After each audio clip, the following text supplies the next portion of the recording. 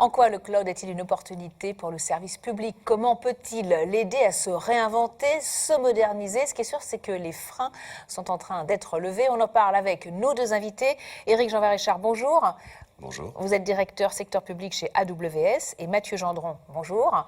Bonjour. Vous êtes directeur technique secteur public chez AWS. Aussi, première question pour vous, Éric Jean-Richard. Qu'apporte concrètement le cloud au service public? Aujourd'hui, c'est l'ensemble des acteurs publics qui ont adopté le cloud, particulièrement pendant cette période de pandémie, que ce soit dans le secteur de l'éducation, de la santé, des collectivités et également dans les administrations centrales. On a pu remarquer que les grands vecteurs d'adoption du cloud pendant cette période, et qui sont les vecteurs habituels des bénéfices du cloud, parmi eux, il y a l'élasticité. L'ensemble de nos étudiants, de nos élèves ont dû suivre de l'enseignement à distance et seul le cloud a permis de délivrer un tel nombre de serveurs pour permettre de délivrer ces services. Donc ça, c'est très important, effectivement, pour tous les élèves qui étaient confinés, mais il y a d'autres bénéfices. Oui, le deuxième, ça sera l'agilité. Il a fallu être extrêmement réactif dans la manière de délivrer de nouveaux services. Je vais prendre un exemple, c'est Apital. Apital, un de nos partenaires qui a délivré le portail OptiSoin au bénéfice de l'AP-HP. 16 000 soignants de l'AP-HP ont pu bénéficier de services de garde à domicile, de transport ou de livraison de courses à domicile qui leur ont permis finalement de se concentrer exclusivement sur la chose la plus importante à ce moment-là, qui était bien évidemment de pouvoir se concentrer sur leurs malades et de sauver des vies. Autre intérêt, le coût. Le coût, et en particulier, il est toujours difficile lorsque on crée des dépenses d'investissement, qu'on achète des infrastructures sur site, pour entretenir des infrastructures qui sont souvent coûteuses et complexes. Et bien finalement, on va dédier énormément de budget à ça.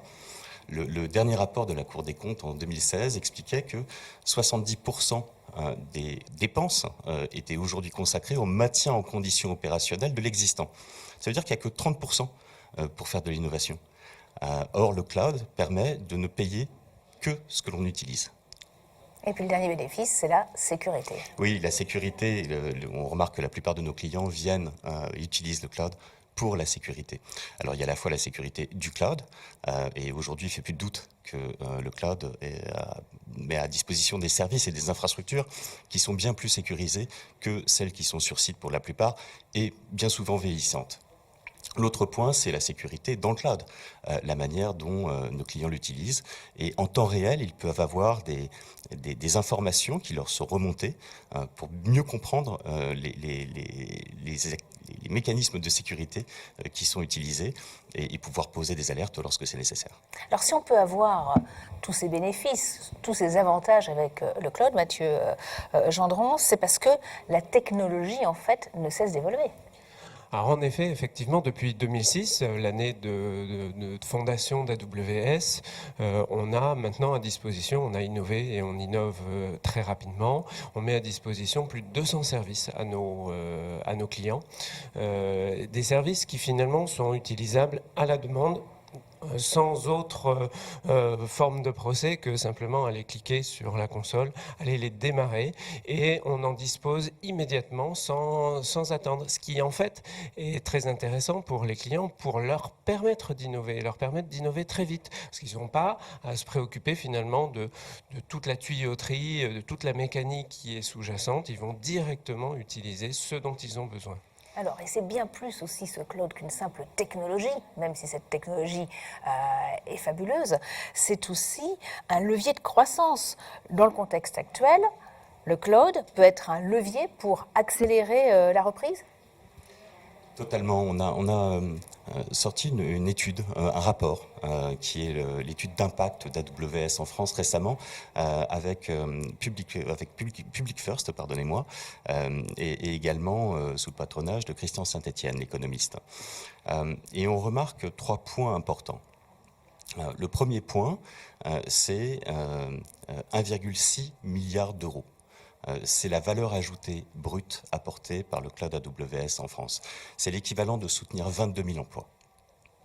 La deuxième chose, c'est de remarquer qu'une entreprise qui utilise le cloud se donne 1,5 fois plus de chances de croître de plus de 5% par an par rapport à celles qui ne l'utilisent pas. Le troisième élément, c'est le retour sur investissement. On a un retour sur investissement sur chaque euro dépensé dans le cloud de plus de 10%. Donc ce sont trois éléments majeurs qui viennent totalement appuyer la nécessité d'accélérer sur l'adoption du cloud dans le cadre de la reprise économique. Et on a vu durant la crise, sauf si vous avez quelque chose à ajouter, non, concernant la reprise économique? Oui, ce qui est intéressant, c'est peut-être en fait de comparer. C'est d'établir des comparaisons. Lorsqu'on prend le cas en Ile-de-France, c'est à peu près 70% des entreprises qui utilisent du cloud. Si on regarde en Normandie, c'est un peu moins de 50%. Et si on mettait en fait le même niveau de dépenses aux entreprises normandes que celles qui existent en Ile-de-France, on obtiendrait une valeur ajoutée brute de plus de 400 millions d'euros. Ce serait 90 euros de plus de salaire moyen pour chaque Normand. À l'échelle internationale, c'est un petit peu différent. La France est peut-être légèrement en retard par rapport à d'autres pays. Et on voit que si on avait la même dépense cloud en France que celle qui existe en Allemagne, on ajouterait 6 milliards d'euros de valeur ajoutée brute au pays. Par rapport à la Grande-Bretagne, ce serait 16 milliards d'euros. Donc 220 000 emplois qui seraient soutenus grâce au cloud. On a vu durant la crise du Covid la place prise par l'environnement, notamment dans les stratégies d'achat d'État. Est-ce que le cloud est compatible avec un État plus vert? Il est plus que compatible, il devient quasiment indispensable. Aujourd'hui, utiliser le cloud, c'est comme utiliser les transports en commun plutôt qu'une voiture individuelle. C'est un sujet de mutualisation de moyens et de ressources.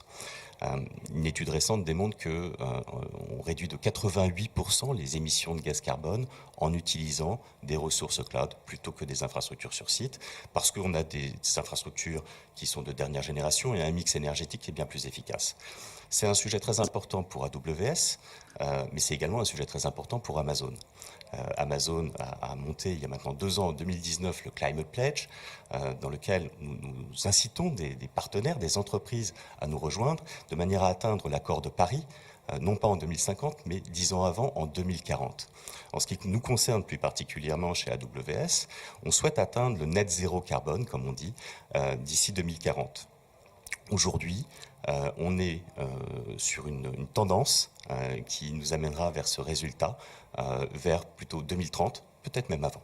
Malgré tout, il y a encore des freins à l'utilisation du cloud, Mathieu Gendron, et c'est lié aux cyberattaques qui ont quadruplé en 2020. Comment est-ce qu'on peut garantir le stockage des données des Français? Alors en fait, effectivement, il faut comprendre pourquoi les menaces augmentent. Tout simplement, la vie des citoyens se déplace de l'environnement physique à l'environnement numérique. Aujourd'hui, de plus en plus, on va utiliser l'environnement numérique pour faire des choses importantes, pour acheter des choses, mais aussi finalement pour des téléservices administratifs, pour être en relation avec les enseignants, etc.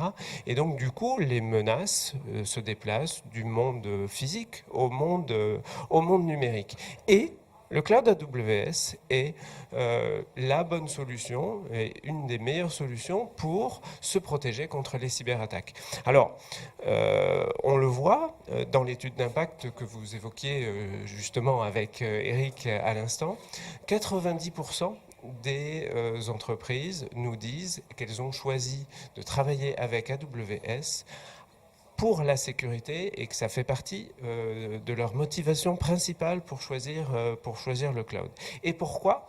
Parce que le coût des cyberattaques augmente et on évalue le coût d'une cyberattaque, c'est environ 3 millions d'euros d'impact pour une cyberattaque, ce qui est extrêmement important, ce qui peut impacter énormément et pour les entreprises privées, mais aussi pour les administrations. Un hôpital qui est bloqué, une mairie qui est bloquée à cause d'une cyberattaque, ça peut avoir des dommages qui sont très graves pour les citoyens.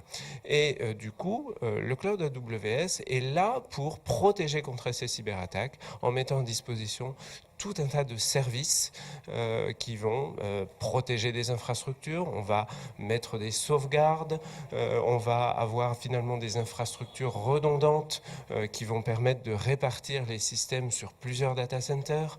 On va avoir des mécanismes de détection d'intrusion. Tout ça à disposition de tous les clients, qu'il s'agisse de la plus petite collectivité jusqu'à l'administration centrale ou l'entreprise publique importante. L'expertise est là, mais AWS est un acteur privé. Alors comment les administrations, comment les services de l'État peuvent-ils conserver le contrôle des données ? Alors nous, chez AWS, nous prenons des engagements très forts vis-à-vis de nos clients qui conservent le contrôle complet sur les données qu'ils mettent dans le cloud. Le client a le contrôle complet des données, le contrôle du format, le contrôle de la localisation des données. On a des data centers en France, on a ce qu'on appelle une région. Une région chez AWS, c'est une infrastructure composée de plusieurs zones de disponibilité. Les zones de disponibilité, c'est au moins un data center et chaque zone de disponibilité est séparée des autres zones de disponibilité de suffisamment de distance pour ne pas dépendre des mêmes risques sismiques, risques d'incendie, etc. Donc les clients du secteur public en France ont la possibilité de construire leurs infrastructures, de localiser leurs données en France. Ils ont le contrôle du chiffrement, ils ont le contrôle de l'effacement des données, bref, ils ont le contrôle complet là-dessus. On s'engage par exemple à évidemment ne pas les réutiliser, réutiliser les données de toute façon. On n'y accède pas, on n'accède pas aux données des clients, c'est pas notre modèle et c'est le client qui a le plein contrôle de ce qu'il fait dans le cloud. Alors, au-delà de ça, dans le contexte européen, dans le contexte du RGPD, on est à l'écoute, on fait attention, on regarde ce qui se passe et du coup, on a renforcé nos engagements récemment avec à la suite des décisions européennes et notamment celle liée à Schrems 2. Pour offrir plus de garanties. Voilà, pour offrir encore plus de garanties, parce qu'effectivement, on est dans un contexte où l'Union européenne souhaite qu'effectivement l'ensemble des acteurs prennent le maximum d'engagement. Alors du coup, on a mis à disposition et tous les clients français, européens, mondiaux, bénéficient de ces engagements, d'engagements renforcés qui vont au-delà de ce qui était attendu et au travers d'un addendum à notre contrat, addendum qui notamment s'engage sur l'information en cas de requête d'autorités étrangères sur l'accès aux données, va renforcer nos engagements en matière d'information du client, va rappeler nos engagements en termes de contestation des requêtes qui ne seraient pas conformes aux règles ou aux lois européennes et qui, de toute façon, quoi qu'il en soit, s'engage à une divulgation minimale des données qui seraient concernées malgré tout. Une petite question quand même, et si les clients veulent changer de fournisseur, comment ça se passe ? Alors, ça c'est un point qui est important. En termes de souveraineté des données, les clients souhaitent pouvoir conserver leur liberté. La liberté de choix d'un client, c'est quelque chose qui est tout à fait essentiel pour nous et c'est quelque chose qu'on va respecter. Donc, je viens de le dire, la partie données, ils ont le plein contrôle, ils ont la possibilité de les stocker sur AWS, ils ont la possibilité de chiffrer, etc. Donc, du coup, ils ont aussi la possibilité de les extraire sans difficulté. On est engagé dans une initiative européenne qui s'appelle SWIPO, qui est un code de conduite qui concerne justement la possibilité de changer de fournisseur de cloud et de porter des engagements sur la portabilité des données. Donc on fait partie de cette initiative là-dessus. D'un point de vue technologique, on va aussi assurer tout un tas de garanties. Nos services sont généralement basés sur des souches et des logiciels open source qui vont faciliter d'un point de vue technologique le transfert.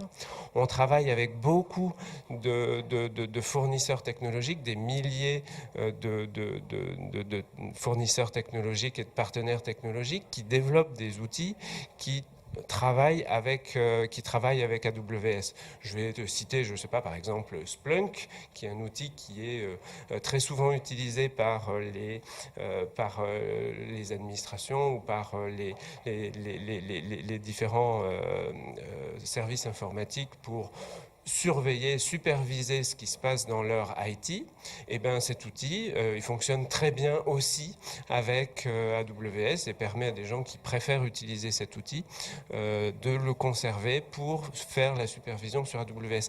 Et ça, c'est effectivement ce principe qui va être maintenu, de dire on va démultiplier la liberté de nos clients au travers de cette possibilité d'utiliser tout un tas d'outils. On a compris que la sécurité, c'était très important quand même pour lever les freins à l'adoption du cloud.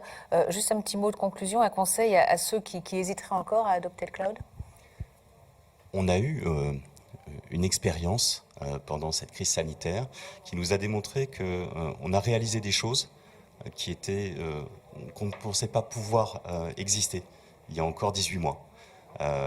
On a créé un vaccin en moins d'1 an.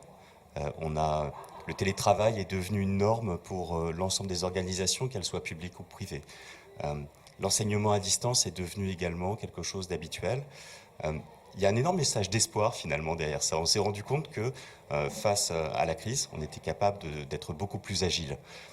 Aujourd'hui, il ne faut pas perdre ça. La reprise économique, justement, dont on parle, en dépend certainement. Sans doute qu'il y aura un effet de balancier, et c'est tout à fait normal. Mais ce qui est important, c'est de pouvoir garder exactement la même tendance et de pouvoir continuer à utiliser ces outils, mais également ces processus qui vont permettre de rendre beaucoup plus agile l'ensemble des services, qu'ils soient privés bien entendu, mais également surtout publics. Mathieu Gendron, important aussi de rester sur la même dynamique? Oui, tout à fait. Moi, mon conseil pour ceux qui effectivement hésitent ou se posent des questions, c'est expérimenter. Essayez. Ça ne coûte pas grand-chose de mettre les mains dans le cambouis, de tester un certain nombre de choses, d'aller tester, innover, voir, comparer.